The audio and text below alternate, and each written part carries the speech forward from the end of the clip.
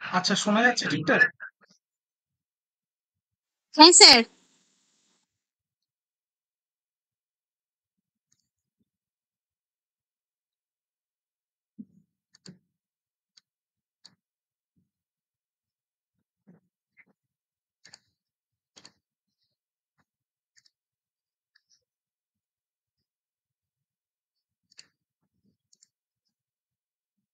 আচ্ছা, motion of parliament আমরা করবো আজকে।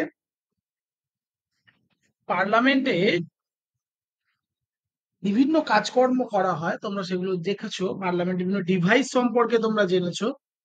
এখন মোশন ব্যাপারটা হচ্ছে, যখন পার্লামেন্টে একটা নতুন কিছু শুরু করা হয় বা সাংসদদের দ্বারা একটা নতুন কিছু প্রস্তাব আনা হয়, সেগুলোকে আমরা মোশন বলি। সেই মোশন গুলো কত রকম আছে, কি কি আছে, এগুলো আমরা একবার জানবো।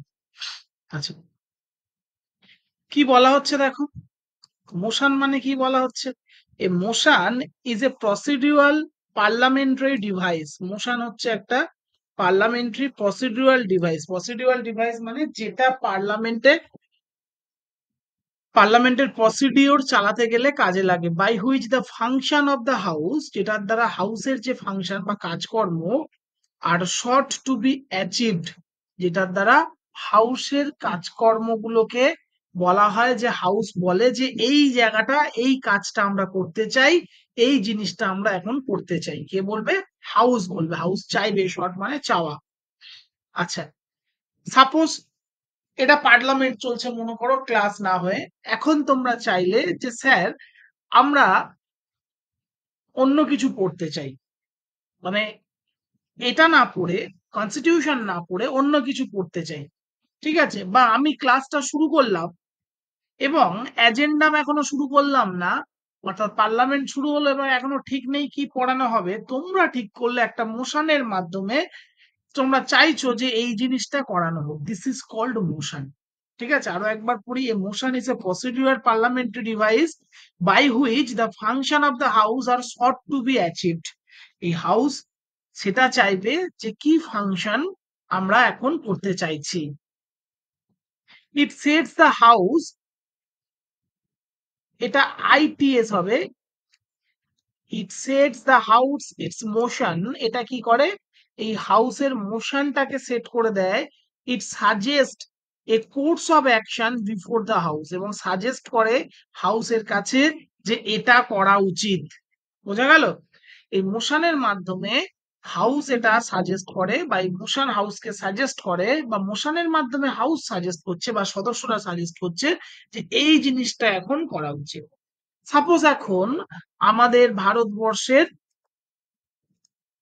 পার্লামেন্টারি কাজকর্ম চলছে, এবং সেখানে এই পার্লামেন্টারি কাজকর্মের মাঝে এই যে এখন তোমরা দেখেছো যে হামলা হয়েছিল, তার বিনিময়ে অপারেশন সিন্দুর এটসেট্রা এটসেট্রা চলছে।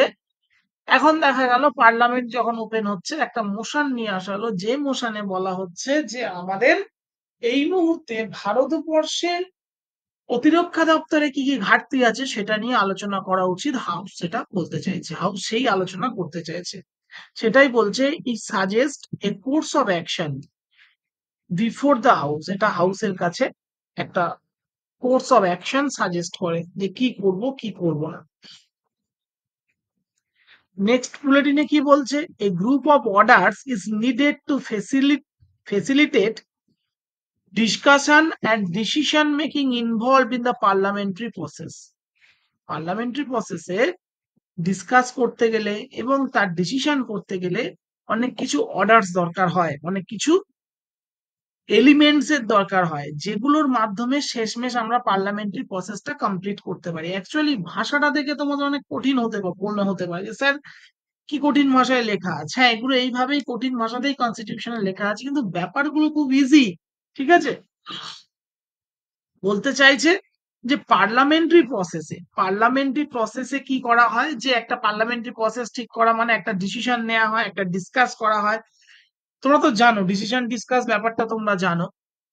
কোনো একটা বিল বা কোনো একটা কিছু নতুন নিয়ে এলে সেটা নিয়ে আগে ডিসকাস করা হয়, তারপর ডিসিশন নেওয়া হয়, মানে ভোটাভুটি করা হয়, ঠিক আছে? এগুলো পার্লামেন্টারি প্রসেসের মধ্যে চলে। এবং সেগুলো যে হয় সেগুলো এক একটা মোশনের মাধ্যমে হয়।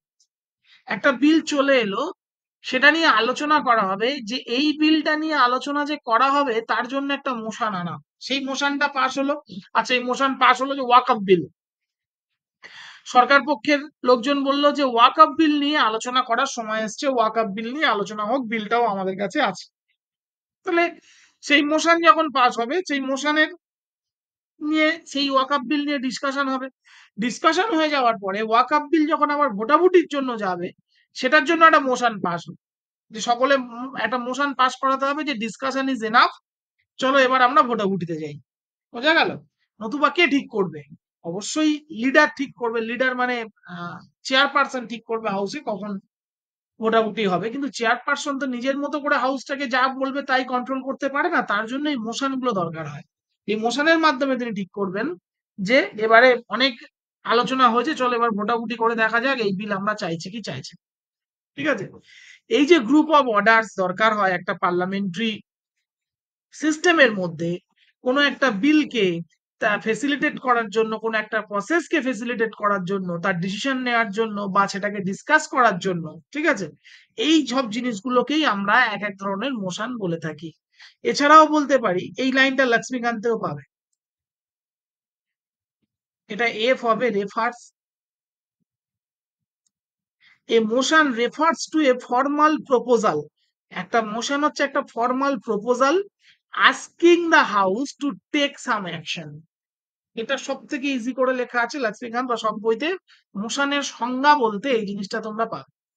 কি জিনিস বলছে? A motion refers to a formal proposal. একটা মোশন, মোশন মানে সেটা একটা formal proposal asking the house to take some action, অর্থাৎ হাউসকে বলা হচ্ছে যে কিছু অ্যাকশন নাও বা এটা সম্বন্ধে কিছু একটা করা হোক।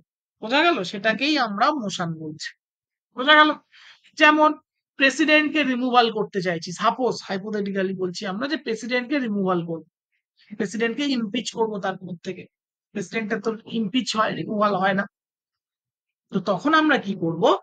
আমরা আগে পার্লামেন্টে সেই মোশনটা আনতে হবে যে আমরা প্রেসিডেন্টের ইমপিচমেন্ট চাইছি।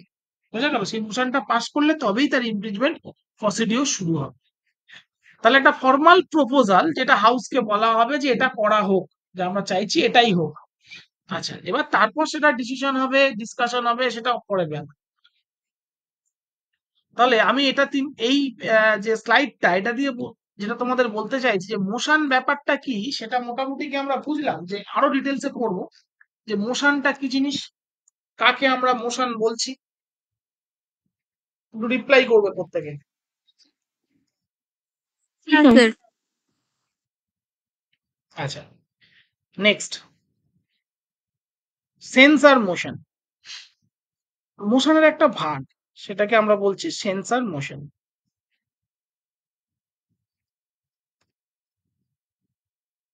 সেন্সর কখন করা হচ্ছে? The motion seeks disapproval to the policy of the ruling government. এই মোশনটা কখন নিয়ে আসা হবে? রুলিং গভর্নমেন্ট, যে সরকার কোন একটা পলিসি নির্ধারণ করেছে, ঠিক আছে, সেটাকে ডিসঅ্যাপ্রুভ করার জন্য। পলিসি মানে কিন্তু সেটা কোনো ল নয়, আইন নয়। গভর্নমেন্টের পলিসি মানে সেটা রাজ্য সরকারের পলিসি, যেমন কন্যাশ্রী, যুবশ্রী, লক্ষ্মীর ভান্ডার। কেন্দ্র সরকারের তেমন প্রধানমন্ত্রী আবাস যোজনা, প্রধানমন্ত্রী সড়ক গ্রাম সড়ক যোজনা, এটসেট্রা। ওই কি বলে ওটাকে, স্বাস্থ্যসাথী কার্ডের মতো কেন্দ্র সরকারের একটা আছে, আয়ুষ্মান ভারত কার্ড, ঠিক আছে, এই আয়ুষ্মান ভারত প্রকল্প, এই সমস্ত গুলো গভর্নমেন্টের পলিসি। তাহলে সেন্সর মোশন কেন তো শুরু করা হচ্ছে? সেন্সর মোশন এই জন্য আনা হচ্ছে, সিক মানে কি, অ্যাটেনশন চাইছে। বিরোধীরা অ্যাটেনশন চাইছে যে গভর্নমেন্টের কোনো একটা পলিসিকে ডিসঅ্যাপ্রুভাল করার জন্য। যে গভর্নমেন্ট একটা পলিসি নিয়েছে বা একটা কাজ করতে চলেছে, সেটাকে আমি ডিসঅ্যাপ্রুভ করব, তার জন্য আমি একটা সেন্সর নিয়ে আসছি। বোঝা গেল? সেন্সর মোশন নিয়ে আসা হয়। আচ্ছা, it can be introduced in the Lok Sabha by the members of opposition. এই যে সেন্সার মোশন, এটা লোকসভাতে অপোজিশন মেম্বারদের দ্বারাই আনা হবে। কেন আনা হবে? কারণ গভর্নমেন্টের পলিসি, দেখো রুলিং গভর্নমেন্ট, গভর্নমেন্টের পলিসির বিরোধিতা করে আনা হবে, তার মানে নিশ্চয়ই অপোজিশনরাই আনবে, এটা বলার অপেক্ষা রাখে না। আর লোকসভাতেই আনা হবে, রাজ্যসভাতে সেন্সার মোশন আনা যায় না। কেন আনা যায় না? রাজ্যসভাতে সেন্সার মোশন আনা যায় না, তার কারণ হচ্ছে রাজ্যসভার সংখ্যাগরিষ্ঠতার উপর নির্ভর করে তো আর সরকার গঠন হয় না। সেই জন্যই লোকসভার সংখ্যাগরিষ্ঠতার উপর নির্ভর করে যেহেতু সরকার গঠন হয়, তাই সেই লোকসভাতেই এই মোশনটা আনা হয় যে সরকারের একটা পলিসির বিরুদ্ধে, সরকারের একটা নিয়মের বিরুদ্ধে। এটাকে বলা হয় যে সেন্সার মোশন, সরকার যে নিয়মটা চালাচ্ছে দেশে আমরা সেটা চাইছি না, এটাকে বন্ধ করা হোক, এই উদ্দেশ্যে একটা মোশন আনা হয়, লোকসভাতে আনা হয়, অপোজিশনরা নিয়ে আসে। আচ্ছা, if a censure motion is passed in the house, যদি সেন্সার মোশন হাউসে পাস হয়ে যায়, the council of minister is bound to seek the confidence of Lok Sabha as soon as possible. তাহলে সেন্সার মোশন পাস হয়ে গেল লোকসভাতে, অর্থাৎ লোকসভা ভোটাভুটির মাধ্যমে এটা ঠিক করে ফেললো যে গভর্নমেন্টের কোনো একটা পলিসিতে ভুল আছে, সেই পলিসি আমরা চাইছি না, তাহলে সেন্সার মোশন পাস হয়ে গেল। সেন্সার মোশন যখনই পাস হয়ে যাবে, এবং তোমাদেরকে বলি সেন্সার মোশন কিন্তু সিম্পল মেজরিটিতে পাস হয়। কি মেজরিটিতে পাস হয়? সিম্পল মেজরিটিতে পাস হয়।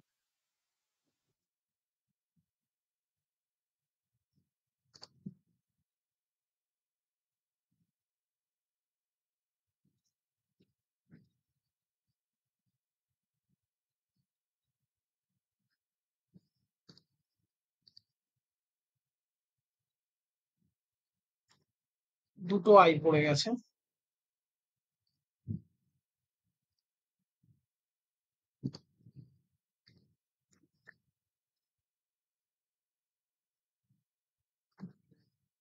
সেন্সার মোশন সিম্পল মেজরিটিতে পাস হয়। সিম্পল মেজরিটি কেন? দেখা গেল কোনো একদিন লোকসভাতে, সেদিনে লোকসভাতে বর্তমানে সরকার যিনি আছে, যে আছে বিজেপি, তার সংখ্যা অনেক বেশি, কিন্তু অ্যাবসেন্ট থাকতেই পারে এমপিরা। কোনো একদিন দেখা গেল লোকসভাতে বিজেপির এমপি বেশি প্রেজেন্ট ছিল না, বা দু একজন হয়তো এই সেন্সার মোশনের পক্ষেও ভোট করেছে, তাহলে সেন্সার মোশন পাস হয়ে যাবে লোকসভাতে। লোকসভার মতো জায়গায় সেন্সার মোশন পাস হয়ে যাওয়া অর্থাৎ সরকারের বিরুদ্ধে একটা এজেন্ডা নিয়েছে, সেটাকে পাস করে ফেলেছি। সিম্পল মেজরিটি মানে more than 50%, more than 50% present and voting, present and voting.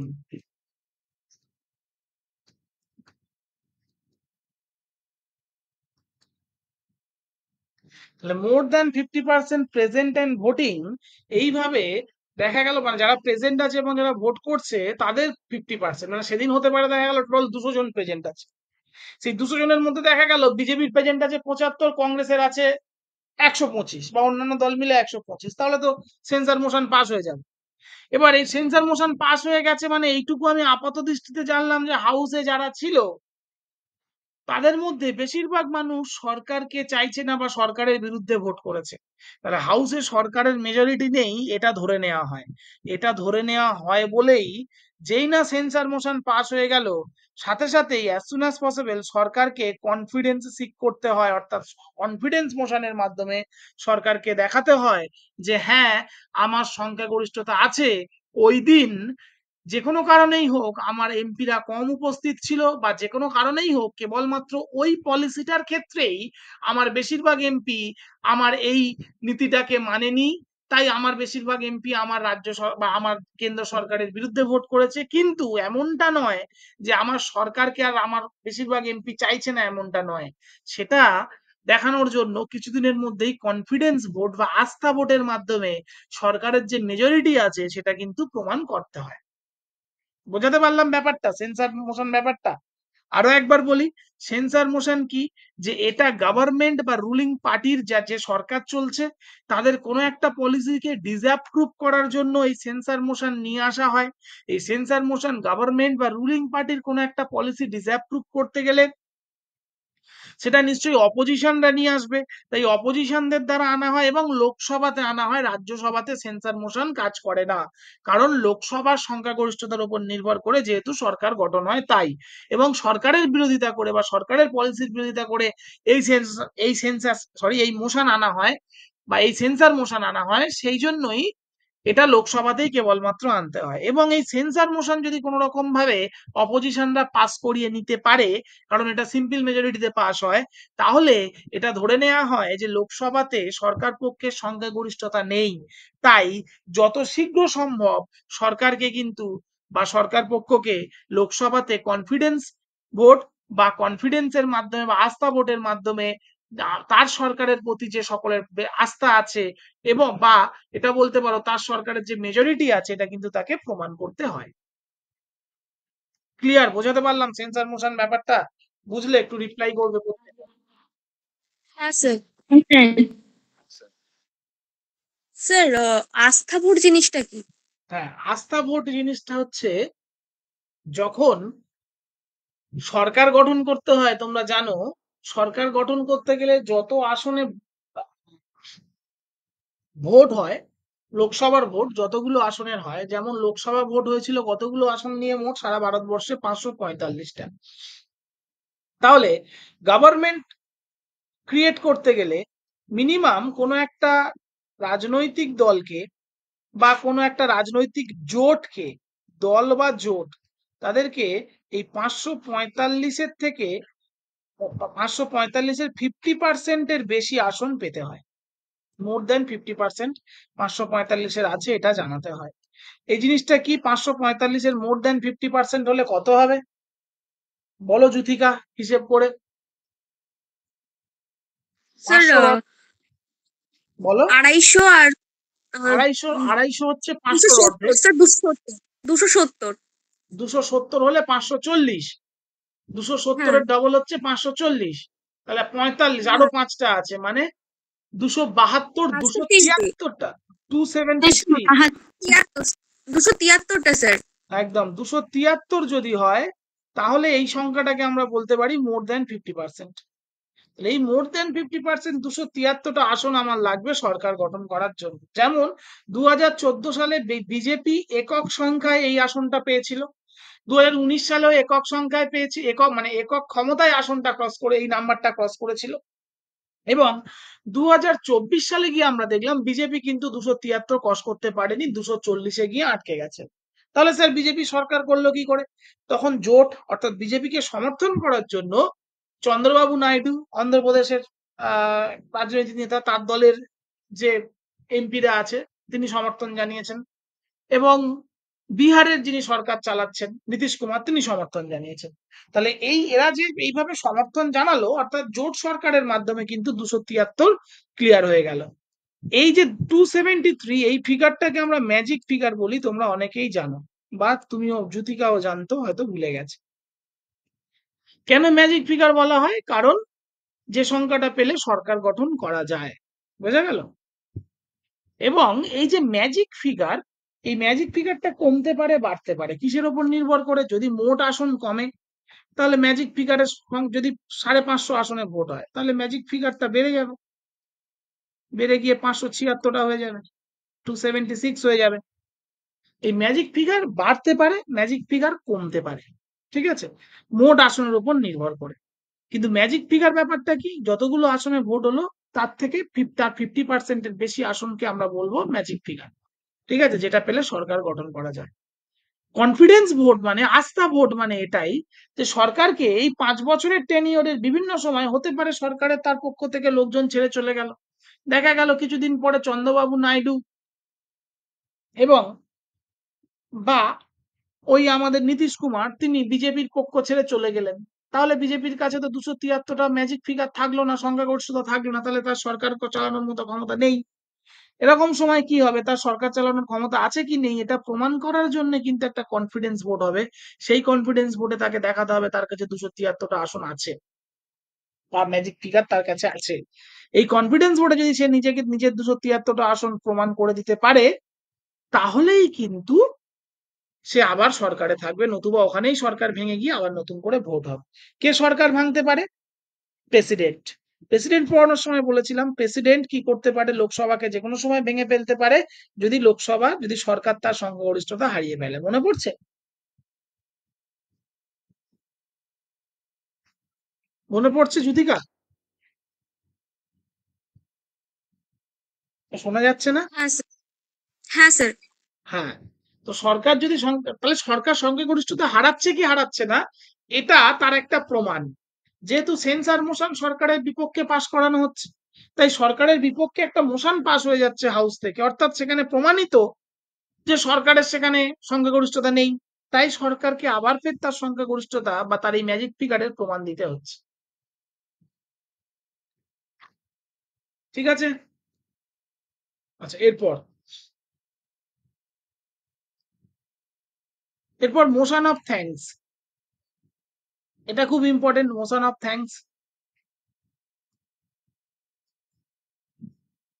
তাহলে সেন্সার মোশনটা প্রত্যেকে বুঝে যেত, রোহিত বোঝা গেছে? হ্যাঁ স্যার। আচ্ছা, সুপ্রিয়া? হ্যাঁ স্যার।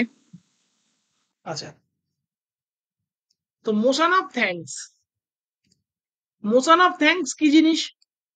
তোমরা জানো যে প্রত্যেক বছর 3টে করে সেশন হয় পার্লামেন্টের, জেনারেলি তোমরা এটা জানো। প্রতিটা সেশনের প্রথম দিন প্রথম ঘন্টার যে ভাষণ, সেটা রাষ্ট্রপতি আসেন, এসে রাষ্ট্রপতি নিজে ভাষণ দেন। ঠিক আছে? আচ্ছা, আগে এটা পড়িয়ে বলি কি বলছে। The first session after each general election and the first session of every financial year is addressed by the president.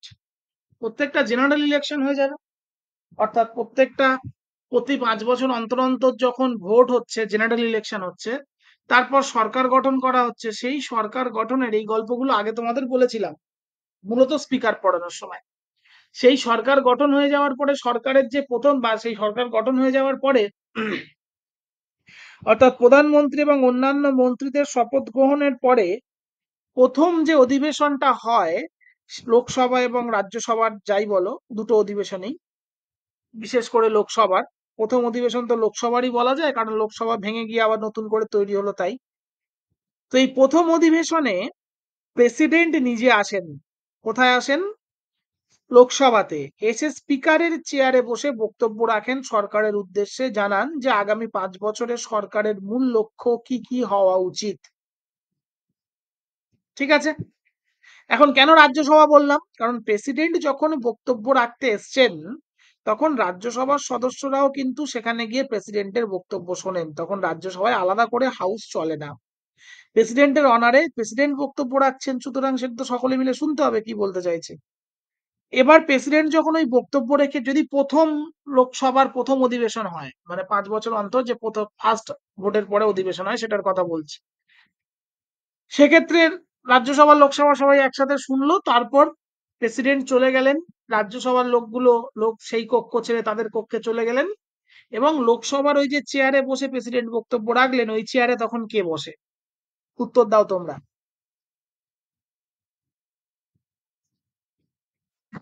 Sir উত্তরের জন্য, প্রোটেম স্পিকার।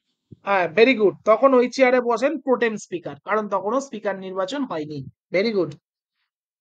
এরপর এরপর কি হয়, এরপর একটা ওই মোশন অফ থ্যাঙ্কস, অর্থাৎ এই প্রেসিডেন্টকে থ্যাঙ্কস জানানোর জন্য প্রেসিডেন্টের কথাগুলো আমরা মেনে চলবো সেটার জন্য একটা ভোটাভুটি হয়। ঠিক আছে? সেম জিনিসটাই হয় প্রত্যেকটা ফিনান্সিয়াল ইয়ারের ফার্স্ট সেশন, অর্থাৎ ফিসকাল ইয়ারের ফার্স্ট সেশন, অর্থাৎ জানুয়ারি টু ডিসেম্বর, এটা হচ্ছে ফিসকাল ইয়ার এর ফার্স্ট সেশন, অর্থাৎ প্রত্যেক বছরে যে প্রথম সেশনটা হয়, সেই সেশনে সেই সেশনের প্রথম অধিবেশনেও প্রেসিডেন্ট আসে, এসে বক্তব্য রাখে। তখনও কিন্তু রাজ্যসভার সদস্য লোকসভার সদস্য একসাথে শোনেন। তারপর প্রেসিডেন্ট চলে যায়, তারপর প্রেসিডেন্টের জায়গায় তখন তো অন্য বছর হলে স্পিকার থাকে, স্পিকার সেই চেয়ারে বসে, তোমরা জানো ওখানে বসে স্পিকার বক্তব্য রাখে বলেই তাকে প্রেসিডেন্টের স্পিকার বলা হয়। তাই তাকে স্পিকার বলা হয়, মনে করা হয় যে প্রেসিডেন্টের মুখ দিয়ে এবার ওই ব্যক্তিটা কথা বলছে, তাই he is the speaker of president. তারপরেও একটা এই মোশন অফ থ্যাঙ্কস নিয়ে আসা হয় এবং সেখানে একটা ভোটাভুটি হয়। বোঝা গেল কি হয় ভোটাভুটির ফলে? পরের বুলেটিনটা দেখি, বলছে ইন দিস অ্যাড্রেস, এই অ্যাড্রেসে the president outlines the policies and programme of the government in the preceding year and ensuing year. ঠিক আছে, প্রেসিডেন্ট কি করে, এই অ্যাড্রেস করে গভর্নমেন্টের প্রতি একটা আউটলাইন দেয় যে গভর্নমেন্ট কি কি কাজ করবে আগামী 5 বছর বা এই বছরের সারা বছর ধরে গভর্নমেন্টের কি কি করা উচিত, এটা প্রেসিডেন্ট এসে তার বক্তব্যে বলে। তারপর কি হয়, at the end of the ডিসকাশনের শেষে, প্রেসিডেন্ট যখন চলে যায়, ডিসকাশনের শেষে the motion is put to vote, মোশনটা ভোটের জন্য মানে ভোট ঠিক করা হয় যে প্রেসিডেন্ট যা বললো সেটাতে আমরা একমত কিনা। The motion must be passed in the house, এই মোশনটা কিন্তু অবশ্যই হাউস থেকে পাস করাতে হয়, otherwise it's amounts to the defeat of the government, নতুবা এটা সরকারের ডিফিট বা সরকারের ব্যর্থতা এটা ধরা হয়। প্রেসিডেন্ট এসে বক্তব্য রাখলো, প্রেসিডেন্ট বললো যে আমাদের সামনের বছর কি কি করা উচিত বা আগামী 5 বছর সরকারের কি করা উচিত। তারপর প্রেসিডেন্ট যখন চলে যাচ্ছে, প্রেসিডেন্ট চলে যাওয়ার পরে যখন প্রোটেম স্পিকার বা স্পিকার আসছে, প্রোটেম স্পিকার যখন বসছে অর্থাৎ 5 বছরের শুরুতে, তখন মোশন অফ থ্যাঙ্কস পাস করানো হচ্ছে। এই মোশন অফ থ্যাঙ্কস পাস করানো হচ্ছে মানে প্রেসিডেন্টের thanks, motion of thanks pass করানো হচ্ছে মানে এটা ধরে নেওয়া হলো, পাস হচ্ছে মানে এটা ধরে নেওয়া হলো যে সরকারের কাছে সংখ্যাগরিষ্ঠতা আছে। বোঝা গেল? আবার এই সরকারের সংখ্যাগরিষ্ঠতা প্রতি বছর বছর বছর ঠিক আছে কিনা এটা দেখার জন্যই কিন্তু প্রত্যেক বছরের শুরুতে আবার এই মোশন অফ থ্যাঙ্কস চালু করা হয়, মানে করা হয় আর কি। দেখা গেল যে 2024-এ সরকারের সংখ্যাগরিষ্ঠতা ছিল, কিন্তু 2025-এর ফেব্রুয়ারিতে যে অধিবেশন হলো সেখানে এই মোশন অফ থ্যাঙ্কস সরকার পাশ করাতে পারলো না। তার মানে বেশিরভাগ মানুষ প্রেসিডেন্টের বিপক্ষে চলে গেল, বললো যে না না না আমরা এটা মানছি না, এই সরকার এগুলো করতে পারে বলে আমাদের মনে হয় না। তখনও আবার এটা ধরে নেওয়া হয় যে সরকারের সংখ্যাগরিষ্ঠতা নেই। বোঝা গেল? ক্লিয়ার? তাহলে মোশন অফ থ্যাঙ্কস কাকে বলছি?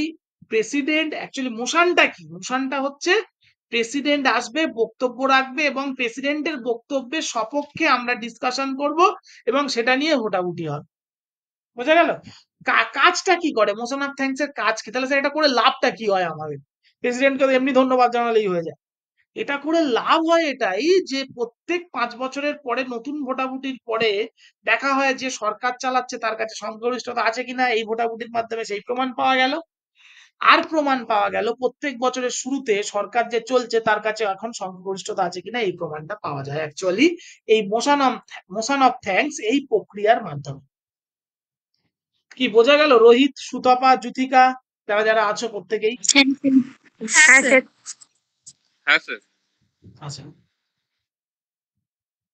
পরের বুলেটিনে মোশন অফ থ্যাঙ্কস এর মধ্যে কি বলছে, it can be introduced only in Lok Sabha and only by the member of the opposition, support of 50 members to be admitted। ঠিক আছে, এই মোশন অফ থ্যাঙ্কস এটাকে মিনিমাম 50 মেম্বার মিলে এটা ইন্ট্রোডিউস করা হবে লোকসভাতে, তারা বলবে যে প্রেসিডেন্ট চলে গেছে, চলো একটা মোশন অফ থ্যাঙ্কস আমরা এখানে পাস করি। ঠিক আছে, when admitted by the house it takes precedence all over other the business of the house, যখন এটা অ্যাডমিট করা হবে তখন হাউসের অন্যান্য কাজ কিন্তু আর হবে না, কেবলমাত্র এই মোশন অফ থ্যাঙ্কসটাকে পাস করানো হবে। এন্ড আফটার দ্যাট মানে যদি এটা পাস হয়ে যায় কি হয়, PM has to resign. Motion of thanks pass হয়ে গেলে পিএম কে রিজাইন করতে হয়, কেন? কারণ তার কাছে আর, সেটা ধরে নেওয়া হয় যে পিএম এর কাছে আর সংখ্যাগরিষ্ঠতা নেই। ঠিক আছে, আফটার দ্যাট না হয়ে এটা আরো ভালো করে লিখবে, ইফ ইট পাস।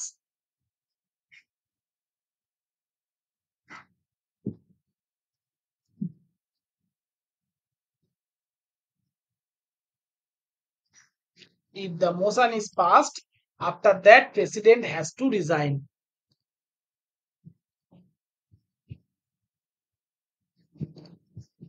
যদি মোশনটা পাস হয়ে যায় তারপর প্রেসিডেন্ট না, প্রেসিডেন্ট কেন রিজাইন করবে, PM has to resign, PM K resign করতে হয়।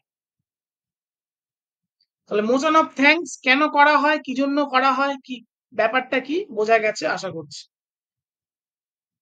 এবারে চলে এলাম কনফিডেন্স মোশন। আমরা দেখলাম দুটো ক্ষেত্রেই কিন্তু তাদেরকে কনফিডেন্স মোশন সরকারকে নিয়ে আসতে হতে পারে। কোন দুটো ক্ষেত্রে? জেনারেলি প্রত্যেকটা first session of every fiscal year, এই যে কথাটা বলছে, ঠিক আছে, এটার ক্ষেত্রে প্রেসিডেন্ট দুম করে রিজাইন করে না। কেন রিজাইন করে না? কারণ একটা সময় তো, সরি প্রেসিডেন্ট কেন বলছি বারবার, পিএম, পিএম রিজাইন হ্যাঁ করে স্যার না। প্রিয়। হ্যাঁ, পিএম কেন রিজাইন করে না? তার কারণ তার কাছে তো একটা সময় মেজরিটি ছিল বলে সে পিএম হয়েছে, তাই তাকে আরো একবার সুযোগ দেওয়া হয় কনফিডেন্স মোশনের মাধ্যমে তার মেজরিটি প্রমাণ করার। কিন্তু যদি একদম জেনারেল ইলেকশনের পরের যে ফার্স্ট সেশন, সেটা যদি হয়, এটা যদি হয় যে the first session after general election, এটা যদি হয়, তাহলে কিন্তু পিএম রিজাইন করা ছাড়া অন্য কোনো উপায় নেই। ভাই সবে জেনারেল ইলেকশন হয়েছে, তারপরেই তুমি তোমার সংখ্যাগরিষ্ঠতা প্রমাণ করতে পারোনি, তাহলে তোমার আর ক্ষমতায় কেন থাকবে? তাহলে তোমার সরকার গঠন বা হবেই কেন? বোঝা গেল? এবারে এই যে সরকার, এবার আরো বাই সেন্সার মোশন পাস হয়ে গেছে সরকারের বিরুদ্ধে, সেখানেও দেখো কনফিডেন্স সরকারকে পাস করাতে হচ্ছে। এই যে সরকারের বিরুদ্ধে যখন বিভিন্ন ক্ষেত্রে বিল পাস হয়ে যায় বা সরকারের বিরুদ্ধে যখন বিভিন্ন মোশন পাস হয়ে যায়, তখন সরকারকে এটা প্রমাণ করার দায় থেকে যায় যে তার কাছে কনফিডেন্স আছে, এবং এটা প্রমাণ করার জন্যই কনফিডেন্স মোশন নিয়ে আসা হয়। ঠিক আছে? আবার এই কনফিডেন্স মোশনের ব্যাপারটা খুব মজার। কি বলছে দেখো প্রথম লাইনটা, the rules of procedure of Lok Sabha contain no specific provision regarding confidence motion. লোকসভায় যে রুলস অফ প্রসিডিওর আছে, সেখানে কিন্তু কনফিডেন্স মোশন বলে কিছু লেখা নেই। তাহলে স্যার কনফিডেন্স মোশন কেন পাস করাতে হচ্ছে? লোকসভার রুলস অফ প্রসিডিওরে অ্যাকচুয়ালি বলছে যে যদি এরকম কোনো একটা জায়গায় দেখা যায় সরকারের সংখ্যাগরিষ্ঠতা নেই, লোকসভার রুলস অফ প্রসিডিওরে কি বলছে, যদি কোনো জায়গায় দেখা যায় সরকার তার সংখ্যাগরিষ্ঠতা প্রমাণ করতে ব্যর্থ হয়েছে, তাহলে প্রেসিডেন্ট কিন্তু যে কোনো সময় লোকসভা ভেঙে দিতে পারে। এটা তোমরা আগেও পড়েছো যে প্রেসিডেন্ট চাইলে এনি টাইম লোকসভা ভেঙে দিতে পারে। ঠিক আছে? এটাই তো বলা হচ্ছে, যদি কনফিডেন্স না থাকে, যদি কোনো রকম ভাবে সরকার তার সংখ্যাগরিষ্ঠতা প্রমাণ না করতে পারে। তার মানে কনফিডেন্স মোশনের কথা লোকসভাতে কোথাও বলা নেই। এটা তোমরা আগে থেকেই জানো যে প্রেসিডেন্ট যে কোনো সময় ভেঙে দিতে পারে। তাই প্রেসিডেন্ট তো দুম করে ভেঙে দেবে না। কি বলছে, it is moved by the ruling party to demonstrate the support of the majority of the house by the order of the president. এই কনফিডেন্স মোশন এটা রুলিং পার্টি মুভ করে। রুলিং পার্টি তখন কি করবে, আগে প্রেসিডেন্টের একটা অর্ডার নেবে, অর্থাৎ প্রেসিডেন্ট বলবে যে চলো ঠিক আছে, বুঝেছি ওনার বিরুদ্ধে একটা বিল পাস হয়েছে, তাই আমি সরকারকে একটা লাস্ট চান্স দিতে চাই, সরকার যেন নিজের সংখ্যাগরিষ্ঠতা প্রমাণ করে দেখায়। প্রেসিডেন্টের সেই ক্ষমতা আছে, প্রেসিডেন্ট লোকসভা যে কোনো সময় ভেঙে দিতে পারে। প্রেসিডেন্ট সেই ক্ষমতাতেই লোকসভাটা ভেঙে না দিয়ে সরকারকে একটা সুযোগ দেয়। ঠিক আছে? সেই সুযোগটা নিয়েই, প্রেসিডেন্টের কাছে সেই অনুমতি নিয়েই কনফিডেন্স মোশন মুভ করে কে রুলিং পার্টি হাউসে বলে যে আমি আমার কনফিডেন্স দেখাতে চাই, তার জন্য একটা মোশন পাস করা উচিত। বোঝানো গেল? আমি কি বোঝাতে পারলাম না? একটু জটিল হয়ে গেল? কি মনে হচ্ছে সুপ্রিয়া? স্যার বুঝতে পারলাম না। বুঝতে পারলে না? কতটা বুঝেছো না, বলো? পুরোটাই বুঝতে পারলে না? এই রুলিং পার্টির যে কনফিডেন্স মোশন ওইটা বললেন, ওইটা ঠিক বুঝতে পারলাম না। কনফিডেন্স এটা তো একটা মোশন। প্রেসিডেন্ট যে কোনো সময় লোকসভা ভেঙে দিতে পারে? প্রেসিডেন্ট লোকসভা যে কোনো সময় ভেঙে দিতে পারে। কখন ভেঙে দিতে পারে? যখন সংখ্যাগরিষ্ঠতা থাকে না। তাই তো, তার সংখ্যাগরিষ্ঠতা থাকে না এমন কোন একটা জায়গা দেখা গেল, প্রমাণিত হয়ে গেছে লোকসভায় সরকারের সংখ্যাগরিষ্ঠতা নেই, কোন রকম ভাবে প্রমাণ হয়েছে। কোন রকম ভাবে মানে কিভাবে হতে পারে? মোশন অফ থ্যাঙ্কস পাস হয়নি তাই প্রমাণিত হয়ে গেছে। হতে পারে সেন্সার মোশন পাস হয়ে গেছে তাই প্রমাণিত হয়ে গেছে যে সরকারের সংখ্যাগরিষ্ঠতা নেই। এটুকু বোঝা গেছে? হ্যাঁ স্যার। একদম। তাহলে লোকসভাতে কি লোকসভার এতে কি বলা হচ্ছে প্রভিশনে, যে তাহলে প্রেসিডেন্ট যে কোনো সময় চাইলেই, হ্যাঁ টুম্পা বলো। হ্যাঁ স্যার, বলছিলাম যে এই যখন হচ্ছে হয়তো মোশন অফ থ্যাঙ্কস বা অন্য কিছুতে যখন রুলিং পার্টির নো মানে সংখ্যাগরিষ্ঠতা প্রমাণ হচ্ছে না, তখন যদি প্রেসিডেন্ট চায় তো তাদেরকে একটা সুযোগ দিতে পারে হ্যাঁ, কনফিডেন্স মোশনের জন্য, তাই তো? হ্যাঁ, আর তখন যদি প্রেসিডেন্ট চায় সে কিন্তু দুম করে তার লোকসভা ভেঙে দিতে পারে। তাই তোমরা আগেও পড়েছিলে প্রেসিডেন্ট যদি প্রেসিডেন্ট যে কোনো সময় লোকসভা ভেঙে দিতে পারে। তাহলে লোকসভা ভেঙে দেওয়ার দায়িত্ব কার? প্রেসিডেন্টের। সরকারের হ্যাঁ সংখ্যাগরিষ্ঠতা স্যার, আমি নেই বলে। বলতে চাইছি যে চাইলে তো প্রেসিডেন্ট হ্যাঁ, সাথে সাথেই ভেঙে দিতে পারে কোনো সুযোগ ঠিক, না দিয়ে। একদমই ঠিক বলছো, আমিও এটাই বলছি। তাহলে প্রেসিডেন্ট চাইলে সাথে সাথেই ভেঙে দিতে পারে, এবং ভাঙার দায়িত্ব প্রেসিডেন্টের। মানে দেখা গেল আমি সরকার চালাচ্ছি, আমার সরকারের কনফিডেন্স নেই বা আমার সরকারের সংখ্যাগরিষ্ঠতা নেই, তাহলে কি স্পিকার ভাঙবে? না, ভাঙবে না। কে ভাঙবে? বিরোধী দল নেতা না। না থাকলেই কনফিডেন্স মোশনেও যদি সরকার নিজেকে প্রমাণ না করতে পারে, তাহলেও ভাঙবে কে? তাহলে ভাঙবে প্রেসিডেন্ট। লোকসভা ভেঙে দিতে পারে কে? যদি প্রশ্ন আসে, উত্তর কি হবে? প্রেসিডেন্ট। যে কোনো সময় লোকসভা ভেঙে দিতে পারে যদি সরকারের সংখ্যাগরিষ্ঠতা না থাকে। তাহলে কোনো এক কারণে যদি সরকার মানে ব্যর্থ হয়, প্রেসিডেন্টের এবার দায়িত্ব সরকার ভেঙে দেওয়া। তাই প্রেসিডেন্ট সরকার দুমদুম করে ভেঙে না দিয়ে একটা সুযোগ দেয় সরকারকে, যে ভাই তুমি একবার নিজের সংখ্যাগরিষ্ঠতা প্রমাণ করার সুযোগ পাবে। সেই সুযোগটা প্রেসিডেন্টের কাছ থেকে পেয়ে এই যে by the order of the president কি করে, লোকসভাতে এসে সরকার পক্ষ একটা কনফিডেন্স মোশন নিয়ে আসে। অর্থাৎ সরকার পক্ষ বলে যে কনফিডেন্স ভোট করানো হোক, আমি সেখানে আমার সংখ্যাগরিষ্ঠতা দেখিয়ে দেব। বোঝা গেল? মোশনটা কে আনবে? মোশনটা তো সরকার পক্ষই আনবে, তবেই তো সেই মোশন অনুযায়ী ভোট হবে। বোঝা গেল? ভোটাভুটিতে কনফিডেন্সের ভোটাভুটিতে সবাই ভোট করবে, কিন্তু মোশনটা কে আনবে? যে আমি কনফিডেন্স দেখাতে চাই, আমি এখন টুম্পাকে বলি টুম্পা তুমি লেখাপড়া করো না, এটা প্রমাণিত, কিন্তু টুম্পাকে তো এই মোশনটা আনতে হবে না। স্যার আপনি 5টা প্রশ্ন করুন, আমি উত্তর বলে দেখাবো যে আমি লেখাপড়া করি। তাহলে মোশনটা কে আনবে? কনফিডেন্সের মোশন টুম্পা আনবে। সেরকম লোকসভাতেও কনফিডেন্সের মোশনটা নিয়ে আসবে কিন্তু সরকার পক্ষ। তাই বলছে it is moved by the ruling party. এটা রুলিং পার্টি কিন্তু এটা নিয়ে আসবে। কেন নিয়ে আসবে? To demonstrate the support of the majority of the house. অর্থাৎ এটা দেখাতে যে হাউসের মেজরিটি তাকে সমর্থন করে। By the order of the president, অবশ্যই প্রেসিডেন্টের অর্ডার নিয়ে। বোঝাতে পারলাম সুপ্রিয়া? হ্যাঁ স্যার, এবার বুঝেছি। আচ্ছা বাকিরা? হ্যাঁ সুতপা বুঝেছে। হ্যাঁ স্যার। আচ্ছা হ্যাঁ স্যার, বুঝতে পেরেছি। নেক্সট একটা এক্সাম্পল দেয়া হয়েছে। First case of confidence motion occurred in 1979। 1979-তে প্রথম কনফিডেন্স মোশনের ব্যাপারটা হয়েছিল। হোয়েন, WHEN হবে, তোমরা জানো এটা ভুল আছে দেখেই বুঝতে পারছো। When president direct prime minister Charan Singh to seek the confidence of Lok Sabha. যখন প্রথম এই কনফিডেন্স ভোট ভারতবর্ষে হয়েছিল 1979 সালে, যখন প্রেসিডেন্ট চরণ সিংকে বলেছিল যে লোকসভাতে তুমি তোমার কনফিডেন্স দেখাও, এবং প্রেসিডেন্ট চরণ সিং তিনি নিজে লোকসভার সদস্য ছিলেন না, তাই কনফিডেন্স মোশনও যখন পাশ হচ্ছে তখন তিনি কিন্তু লোকসভার মধ্যে প্রবেশ করতে পারেনি।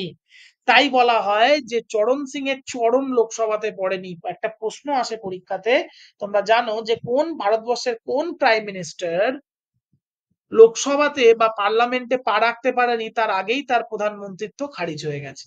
সে হচ্ছে চরণ সিং বা চৌধুরী চরণ সিং। কি হয়েছিল একটু ঘটনাটা বলি।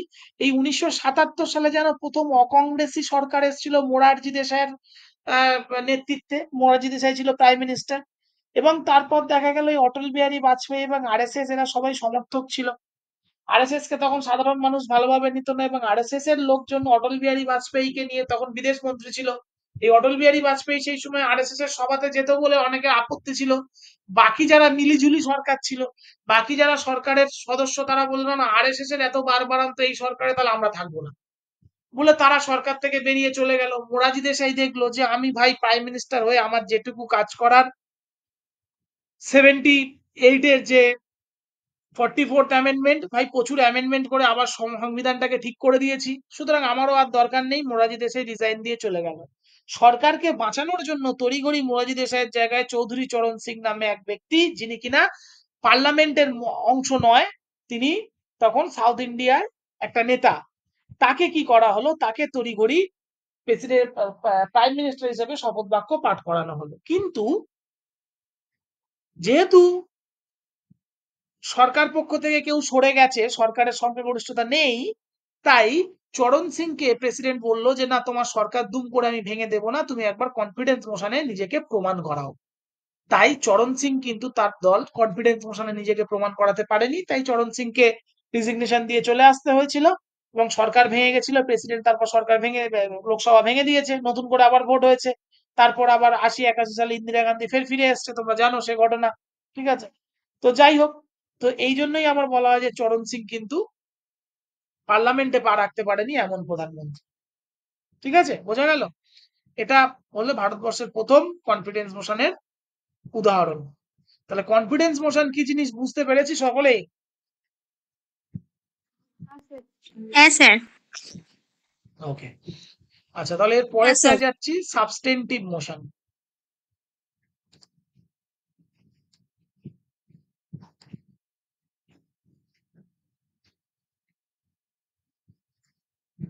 সাবস্টেন্টিভ মোশন মানে কি বলছে? It is self content independent proposal dealing with a very important matter like impeachment of president or removal of chief election commissioner etc. একটা খুব ইম্পর্টেন্ট ম্যাটার, দেখা গেল যে হাউসে একটা কাজকর্ম চলছে, হাউসের কাজ চলছে, কোনো একটা কিছু নিয়ে হাউসে আলোচনা হচ্ছে, কিন্তু আমরা চাইছি সেই আলোচনাটা এখনো বন্ধ রেখে আমরা একটা গুরুত্বপূর্ণ মোশন নিয়ে আসতে চাইছি, যেটা এই মুহূর্তে খুব দরকার। কি সেটা? সাবস্টেন্টিভ মোশন, অর্থাৎ সেখানে দেখা গেল যে প্রেসিডেন্টকে ইমপিচ করে দিতে চাইছি আমরা, বা চিফ ইলেকশন কমিশনারকে ইমপিচ করতে চাইছি কারণ তার কাজের প্রচুর ভুল আছে। ঠিক আছে, এই ধরনের গুরুত্বপূর্ণ কোনো প্রপোজাল যখন হাউসের সভা চলাকালীন সময়ে চলে আসে, তখন সেই মোশনটাকে আমরা সাবস্টেন্টিভ মোশন বলি।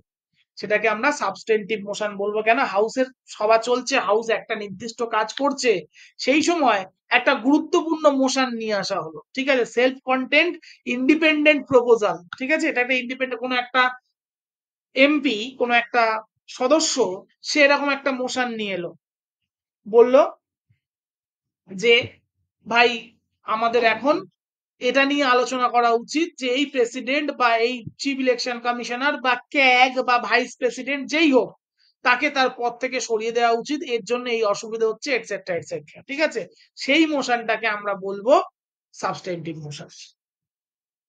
বোঝা গেল? এটা কিছু নেই, শুধু এইটুকুই, বাকি মোশন গুলো খুব অল্প। আচ্ছা, সাবস্টিটিউট মোশন এরপরে শুনবো।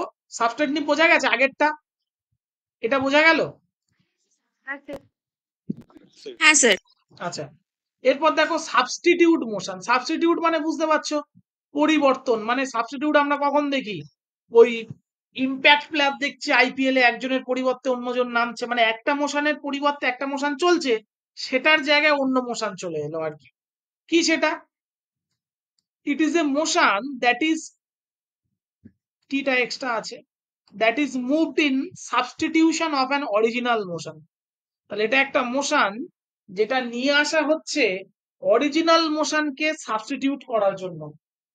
অরিজিনাল মোশন যেটা চলছে বা যে কাজটা চলছে সেটাকে সাবস্টিটিউট করার জন্য আরো একটা মোশন নিয়ে আসা হচ্ছে। and proposes an alternative, একটু ওয়েট করুন, and proposes an alternative to it, এবং এই মোশনের অল্টারনেটিভ একটা মোশন, সেটাকে প্রপোজ করা হচ্ছে। ইফ অ্যাডপ্টেড, যদি এই মোশনটা অ্যাডপ্ট করে দেয় হাউস, যদি বলে হ্যাঁ এই মোশনটাই নিলাম, ইট সুপারসিডস দ্য অরিজিনাল মোশন, অর্থাৎ অরিজিনাল মোশনটাকে সুপারসিড করে দিল, তার মানে অরিজিনাল মোশনটা চাপা পড়ে গিয়ে এই মোশনটা তখন শুরু হয়ে গেল। Used in case of very important matter of public importance, এটা পাবলিক ইম্পর্টেন্সের খুব দারুণ একটা ইম্পর্টেন্ট ম্যাটার, সেটা নিয়ে সেটা নিয়ে কাজ করা হয়। ক্লিয়ার? কি দেখা গেল? দেখা গেল যে আমাদের এখানে পার্লামেন্টে ওয়াকআপ বিল নিয়ে আলোচনা হচ্ছে। ঠিক আছে, ওয়াকআপ বিল নিয়ে পার্লামেন্টে আলোচনা হচ্ছে, অর্থাৎ একটা মোশন, ওয়াকআপ বিল আলোচনার মোশন আমাদের চলছে। কিন্তু এই ওয়াকআপ বিল আলোচনার মোশনের মাধ্যমে এটা খুঁজে পাওয়া গেল যে ভারতবর্ষে হিন্দু, মুসলিম এবং অন্যান্য কমিউনিটিস যারা রয়েছে তাদের মধ্যে একতা অনেক কম আছে। ঠিক আছে, তাদের নিজেদের মধ্যে বিভাজন কোনো কোনো রকম ভাবে হয়ে আছে। একটা সাবস্টিটিউট মোশন নিয়ে আসা হলো যে ওয়াকআপ বিল পরে করবেন। ওয়াকআপ বিলটা চলে আসার পরে আবার মুসলিমরা হিন্দুদের বিরুদ্ধে বা হিন্দু মুসলিম আবার একটা গন্ডগোল রাখার সম্ভাবনা থাকতে পারে। তাই ওয়াকআপ বিল পরে আনবেন, আগে এটা ঠিক করুন কোন উপায়ে আমরা হিন্দু, মুসলিম, খ্রিস্টান এগুলোকে এক সূত্রে বাঁধতে পারবো, সেই রকম একটা উপায় আমাদের বলুন। তাহলে সেই মোশনটা যদি পাস হয়ে যায় তখন কি হবে, তখন ওয়াকআপ মোশনটা কিন্তু ওয়াকআপ বিলের মোশনটা কিন্তু সুপারসিড হয়ে গিয়ে আগে এই বিষয়ে আলোচনা করা হবে আমাদের যে ওয়াকআপ বিল পাস হয়ে যাওয়ার পরে যে গন্ডগোল যদি কোথাও হতে পারে তাহলে সেটা নিয়ে আমরা কিভাবে ট্যাকেল করব, সেটা নিয়ে আমরা কিভাবে কাজ করব। বোঝা গেল? এটা কি ক্ষেত্রে হয়, very important public matter, public importance. তার মানে হিন্দু মুসলিম গন্ডগোল যদি কোথাও হয়, এবং অবশ্যই we are proud of our India that এখনো কোনোদিন এরকম হয়নি যেটা ওয়াকআপ বিল হোক এটসেট্রা এটসেট্রা সরাসরি একটা সম্প্রদায় আরেকটা সম্প্রদায়ের বিরুদ্ধে লড়াই করেনি। মানে তুই ভাবতে পারো ওই কাশ্মীরে জঙ্গিরা চেয়েছিল যে ভারতবর্ষের মধ্যে ভাঙন ধরাতে, তাই ভারতবর্ষে 140 কোটির মধ্যে প্রায় 30-35 কোটি মুসলিম, তাই তারা ইচ্ছা করেই ওই নাম জিজ্ঞেস করে ধর্ম জিজ্ঞেস করে এই করে তাই করে, তাদের উদ্দেশ্য কি, যাতে এটা নিয়ে ভারতবর্ষের হিন্দুরা মুসলিমদের ওপর খেপে যায়, মুসলিমরা হিন্দুদের ওপর খেপে যায়, এই নিয়ে একটা গন্ডগোল হবে আর, ঠিক আছে। কিন্তু ভারতবর্ষে কোথাও সোশ্যাল মিডিয়ায় দু একজন মানুষ উল্টোপাল্টা লেখা ছাড়া আর ওই আমাদের ময়ূক রঞ্জন কিসের কুসুম এটসেট্রা ছাড়া আমরা কিন্তু ভারতবর্ষে কোথাও গন্ডগোল দেখিনি, কারণ এই জিনিসটা আমরা খুব ভালো করে বুঝে গেছি যে জঙ্গিরা কি চাইতো। বোঝা গেল? তো দেখা গেল যে এইরকম একটা মোশন চলছে, ওয়াকআপ বিলের মোশন চলছে, সেখানে আমি এমন একটা পাবলিক ইম্পর্টেন্সের ব্যাপার আনলাম যে এটা আগে ভাবা উচিত, আগে সিকিউরিটির কথা ভাবা উচিত, আগে দাঙ্গা হাঙ্গামা কি করে বন্ধ হবে সেটার কথা ভাবা উচিত, ঠিক আছে। সেই মোশনটাকে যখন নিয়ে এলাম তখন অরিজিনাল মোশনটা সাবস্টিটিউট হয়ে গেল, সুপারসিড হয়ে গেল, গিয়ে নতুন মোশনটা নিয়ে আমার আলোচনা চলছে। তাহলে তার জন্য আগে কি করা উচিত, ঠিক আছে। যদি কেউ সোশ্যাল মিডিয়াতে উস্কানিমূলক কথাবার্তা বলে তার কি শাস্তি দেওয়া উচিত, ওয়াকআপ বিলের মতো পাস হবে, সেটা নিয়ে শান্তিপূর্ণভাবে আলোচনা করার অধিকার মুসলিম কমিউনিটির অবশ্যই রয়েছে। কিন্তু যদি মুসলিম কমিউনিটির কেউ অশান্তি করে, দেখা গেল ট্রেন জ্বালাচ্ছে বাস জ্বালাচ্ছে, তাহলে তার বিরুদ্ধে কি ব্যবস্থা নেওয়া উচিত। যদি হিন্দু কমিউনিটির কেউ এই ওয়াকআপ বিল নিয়ে কথা বলতে গিয়ে মুসলিম কমিউনিটিকে ছোট করে, যদি সোশ্যাল মিডিয়া বা অন্য কোথাও এমন ভাবে লেগে যে এবার একটা দরকার ছিল এবার তোরা মরবি, এরকম ব্যাপার যদি তারা করে, তাহলে তার বিরুদ্ধে কি আইন নিয়ে আসা হবে এটা আগে ঠিক করা হোক, নতুবা কিন্তু আমরা দেশের অভ্যন্তরীণ শান্তি হারিয়ে ফেলবো।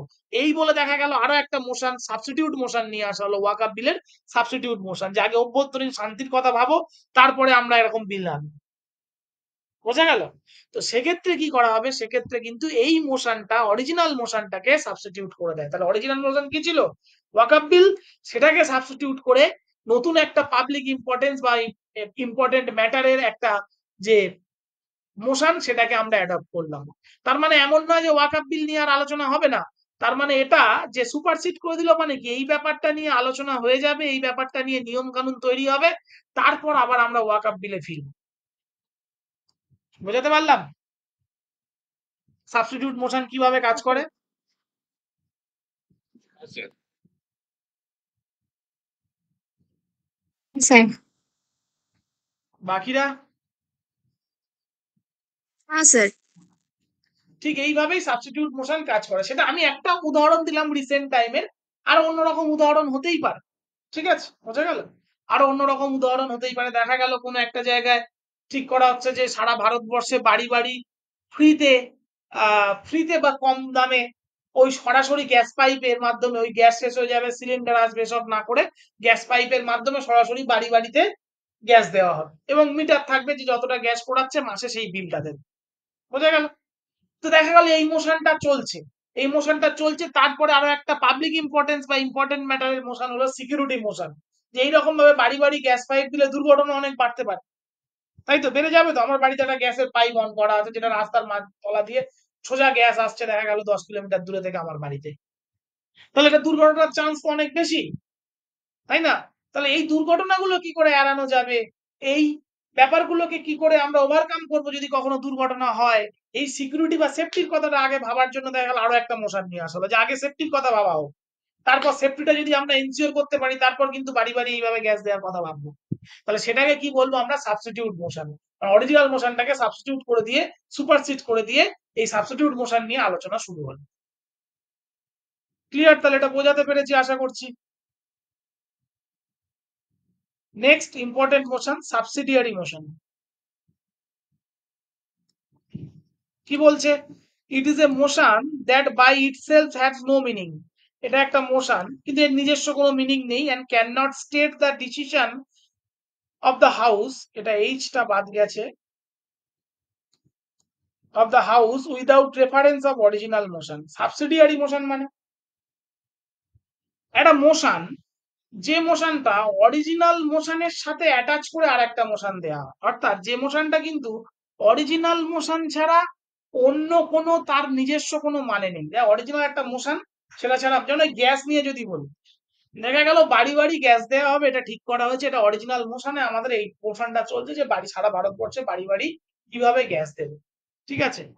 আমি সেখানে গিয়ে দাঁড়িয়ে বললাম যে স্যার সারা ভারতবর্ষে বাড়ি বাড়ি তো গ্যাস দেবেন, তার আগে একটা মোশন আনুন যেখানে বলুন যে কত টাকার করে প্রত্যেক কেজিতে গ্যাসের আপনারা দাম নির্ধারণ করবেন, এটা আগে ঠিক করা হোক। তাহলে এই মোশনটা যদি নিয়ে আসা হয় তাহলে সেটাকে আমরা সাবসিডিয়ারি মোশন বলতে পারি। কেন? কারণ এই সাবসিডিয়ারি মোশনটা কিন্তু তার ইন্ডিপেন্ডেন্টলি কোনো মিনিং নেই। মিনিং নেই মানে যদি অরিজিনাল মোশনটা না থাকে তাহলে সাবসিডিয়ারি মোশন আসবেই না। অরিজিনাল মোশনের সাথে অ্যাটাচ করেই সাবসিডিয়ারি মোশন তৈরি করা হয়। কেন? কারণ মূল মোশনটা কি বলেছিলাম, বাড়ি বাড়ি গ্যাস সাপ্লাই, এটা মূল মোশন যে গ্যাস সাপ্লাই বাড়ি বাড়ি। সাবসিডিয়ারি মোশনে আমি কি বলছি যে গ্যাসের দাম বা রেট এটা নির্ধারণ আগে করুন, দেখুন সেটা গরিবরা নিতে পারবে কিনা। তাদের বাড়ি বাড়ি গ্যাস দিয়ে দিলেন, তারা প্রচুর পুড়িয়ে দিল, আর মাসের শেষে গিয়ে বললেন 5,000 টাকা বিল দেওয়া হবে, সে কোথায় পাবে? আগে রেটটাকে বাঁধুন, কত দিতে হবে গরিবকে আগে জানান, ঠিক আছে। তার মানে এই যে মোশনটা আমি নিয়ে এলাম, এই মোশনটা অরিজিনাল মোশনের সাথে সামঞ্জস্যপূর্ণ বা অরিজিনাল মোশনের একটা অংশ হিসেবে কাজ করছে। একা এই মোশনটার অন্য কোনো দাম নেই, বোঝা গেল? অর্থাৎ এই মোশনটা এমনটা নয় যে আমি পার্লামেন্টে একটা ডিফারেন্ট মোশন আনলাম, সেখানে গ্যাসের দাম বেড়েছে কেন সেটা নিয়ে আলোচনা করলাম, না তা নয়। আবার একবার প্রথম লাইনটা পড়ি দেখো, it is a motion that is by itself has no meaning. By itself এর কোনো মিনিং নেই, and cannot state that the decision of the house without reference of original motion, এবং অরিজিনাল মোশনের ডিসিশন ছাড়া এই নতুন যে মোশনটা আমি নিয়ে আসবো সেটার অন্য কোনো মানে নেই। এই সাবসিডিয়ারি মোশন আবার 3 ধরনের হতে পারে, কি কি? অ্যানসিলারি মোশন, সুপারসিডিং মোশন আর অ্যামেন্ডমেন্ট মোশন, ঠিক আছে। Amendment motion, ancillary motion, superseding motion. তাহলে অ্যানসিলারি মোশন কি? আচ্ছা প্রথমে বলি সাবসিডিয়ারি মোশনটা কি জিনিস, বোঝা গেছে? একটু আনমিউট করে কথা বলো। হ্যাঁ স্যার। হ্যাঁ স্যার। আচ্ছা, মানে একটা মোশন চলছে বা একটা বিল নিয়ে আলোচনা চলছে, তার মাঝখানে আমার অন্য কোনো নতুন কোশ্চেন নিয়ে আসা হলো সেই বিল সম্পর্কে। সরকার বলছে যে সমস্ত বেকার গ্র্যাজুয়েটকে 10,000 টাকা করে মাসে ভাতা দেবে, বোঝা গেল? আশেপাশের লোকজন শুনতে পেলে আমার বাড়িতে চলে আসতে পারে, কি তাই বলছে নাকি? না, এটা হাইপোথেটিক্যালি বলছে। তো 10,000 টাকা করে আমি ভাতা দেবো মাসে, বেকার গ্র্যাজুয়েট হয়ে বসে আছে, কাজ দিতে পারছি না, এই নিয়ে সংসদে আলোচনা চলছে।